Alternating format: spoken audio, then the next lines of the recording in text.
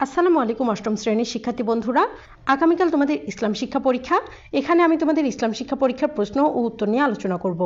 কাজ 1, প্রকৃতি পর্যবেক্ষণ ও অভিজ্ঞতা বিনিময়।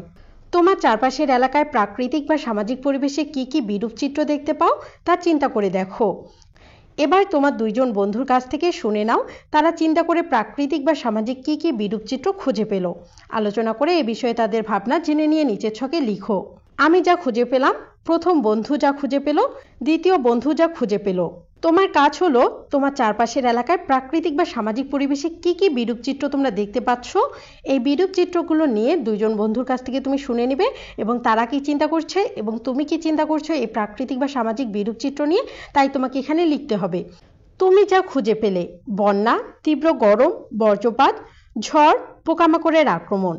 প্রথম বন্ধু যা খুঁজে পেল: ভূমিকম্প, ভূমিধস, সুনামি, তীব্র ঠান্ডা, প্লাবন। দ্বিতীয় বন্ধু যা খুঁজে পেল: ঘূর্ণিঝড়, খরা, তুষারপাত, বালিঝড়, অগ্নিকাণ্ড। 2 নম্বর, তোমরা দুর্যোগের সময় কী ধরনের ইসলামের বিধিবিধান চর্চা বা অনুশীলন করে থাকো তা আলোচনা করে লিখো। দুর্যোগের ধরন: বন্যা, ভূমিকম্প, খরা, ঘূর্ণিঝড়, ভূমিধস। বন্যা, ইসলামের বিধিবিধান: আল্লাহর উপর বিশ্বাস রাখা, সাহায্য করা। আমরা যদি আল্লাহর উপর বিশ্বাস রাখি এবং আল্লাহর কাছে সাহায্য প্রার্থনা করি তাহলে বন্যার সময় আল্লাহ আমাদের সাহায্য করবেন। ভূমিকম্প, ভূমিকম্পের সময় দোয়া করা, অন্যকে সহায়তা করা। খরা, ধৈর্য ধারণ করা, পানি সংরক্ষণ করা। ঘূর্ণিঝড়, মসজিদে আশ্রয় নেওয়া এবং দোয়া করা। ভূমিধস, বিপদ সংকেতের প্রতি সতর্ক থাকা, আল্লাহর উপর ভরসা করা। শিক্ষার্থীরা, আমরা দুর্যোগের সময় কী ধরনের ইসলামী বিধিবিধান চর্চা বা অনুশীলন করে থাকবো তা দেখলাম। কাজ 2, সমস্যা খুঁজে বের করি। তোমার বন্ধুদের চিহ্নিত প্রাকৃতিক দুর্যোগসমূহের ফলে কি কি সমস্যার সম্মুখীন হতে হয় বলে তুমি মনে করো? সমস্যাগুলোর কিছু উদাহরণ: বন্যা, পানিবন্দী হয়ে পড়া, খাদ্য ও পানি সংকট, বাড়িঘর ধ্বংস। এই যে বন্যার কারণে অনেকেই পানিবন্দী হয়ে ওঠে, তোমাদের স্কুল বন্ধ হয়ে যায়, তোমাদের পরীক্ষা বন্ধ হয়ে যায়, খাদ্য সংকট দেখা যায়, অনেকের বাড়িঘর ধ্বংস হয়ে যায়, এগুলো কিন্তু আমাদের মারাত্মক ক্ষতি করে। ভূমিকম্প, ভবন ধ্বংস, মানুষের হতাহতের সম্ভাবনা। খাদ্য ও পানির অভাব, ফসলের ক্ষতি। ঘূর্ণিঝড়, ঘরবাড়ি ও সম্পদের ক্ষতি, জীবনহানি। ভূমিধস, রাস্তা ও যোগাযোগ ব্যবস্থা ধ্বংস, জীবনের ঝুঁকি। তীব্র গরম, স্বাস্থ্য সমস্যা, পানির সংকট।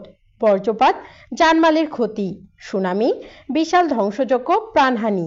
তুষারপাত, চলাচলের অসুবিধা, খাদ্য ও জ্বালানির অভাব। ঝড়, ফসল ও সম্পদের ক্ষতি। তীব্র ঠান্ডা, স্বাস্থ্য সমস্যা, বিশেষ করে বয়স্ক ও শিশুদের জন্য। বালিঝড়, দৃষ্টিশক্তির অসুবিধা, শ্বাসকষ্ট। পোকামাকড়ের আক্রমণ, ফসলের ক্ষতি। প্লাবন, নিম্নাঞ্চল প্লাবিত হওয়া। অগ্নিকাণ্ড, সম্পদের ধ্বংস, প্রাণহানি। এসব প্রাকৃতিক বা সামাজিক দুর্যোগ থেকে তুমি ইসলামের দৃষ্টিতে কি শিক্ষা খুঁজে পাও তা উল্লেখ করো।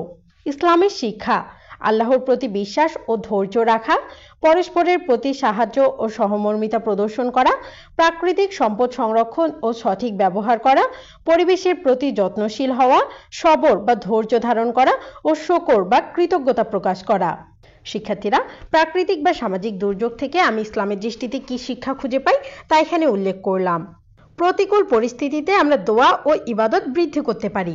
শিক্ষার্থীরা, এখানে আমরা কাজ 1 এবং কাজ 2 এর উত্তর দেখলাম। একটু পরেই আমরা বাকি কাজগুলোর উত্তর দিয়ে দিব ইনশাল্লাহ। তাই তোমরা যারা এখনো আমাদের চ্যানেলটি সাবস্ক্রাইব করোনি, আমাদের চ্যানেলটি এক্ষুনি সাবস্ক্রাইব করে রেখে দাও। ধন্যবাদ।